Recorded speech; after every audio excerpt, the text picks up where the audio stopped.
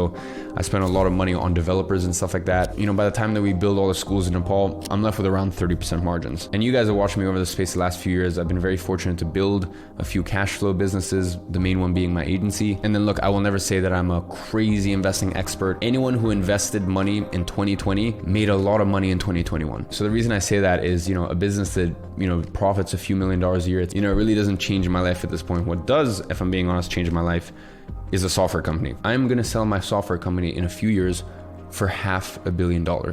Mark my words. This time last year, I told people that in 2022, I would hit 500,000 YouTube subscribers.